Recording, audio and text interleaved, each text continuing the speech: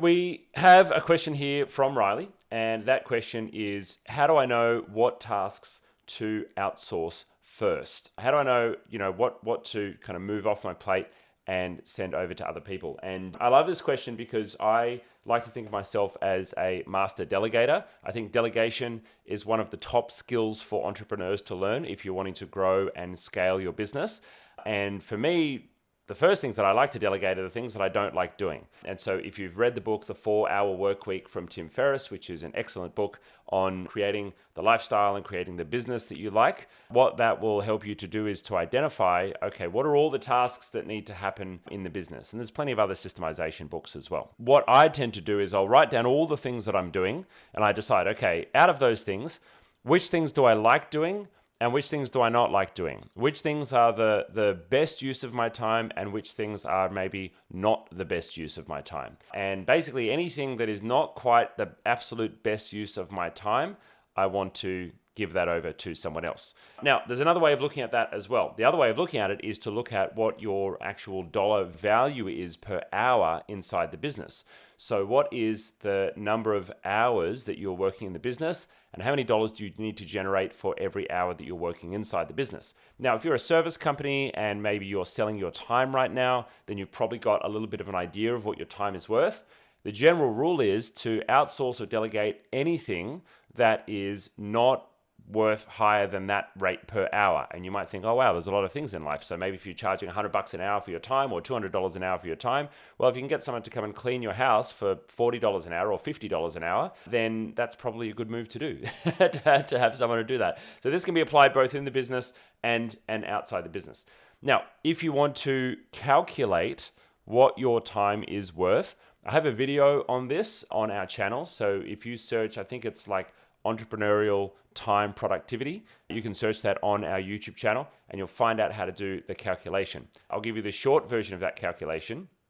You take your total projected revenue for the year. So you take your goal revenue for the year, and then with that goal revenue for the year, what you're going to do is you're going to divide that by, and this is easy to remember, 2080, so 2080. It's a reverse of the 80-20 rule. Now, 2080 is a special number. That number is the number of hours that you have per year of work time. So if you take your revenue and you divide it by the number of hours that you have, you now know how much you need to be generating for your business, even if it's not you doing the work, even if you've got employees.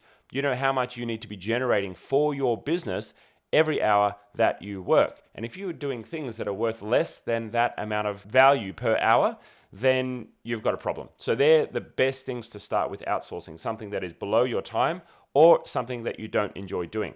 Now, the challenge is as you grow the business and as you turn it into an ecosystem and an organism that will hopefully run itself one day, you need to then start delegating and outsourcing things that you're actually good at. And then at the very end, you need to start delegating and outsourcing things that maybe you like doing, but maybe you're not the best person to be doing them in the business. And that's where the real challenge starts, because there's all kinds of identity crises where you like doing things, but you're not allowed to do them in the business anymore. And you doing them would cause more mess in the business than actually delegating them or giving them to someone else. And so that's when you really start to run into challenges as you're growing and scaling, because you need to effectively fire yourself from the business. And that's, of course, if your life goal is to have a business that works without you, to have a business that funds your lifestyle, to have a cash generating machine. I like to say that, a business should be an ATM that just shoots out money all day long. I use a different S word for that usually.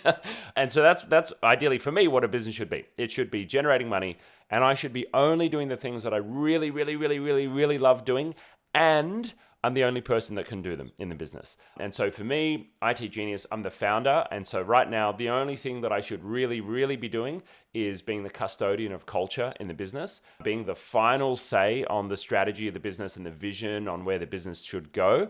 And then from time to time, I get my hands a little bit dirty in, the marketing.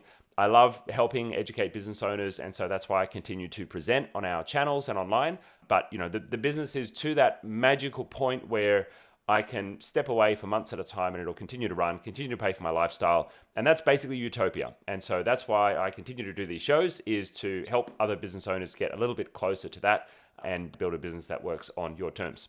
If you like this content, please hit subscribe and hit the bell notification so you can be notified when we go live or drop new content on the channel. Now, if you'd like to connect with us, hit us up on social media or join our free community group. All the links to that are right below this video.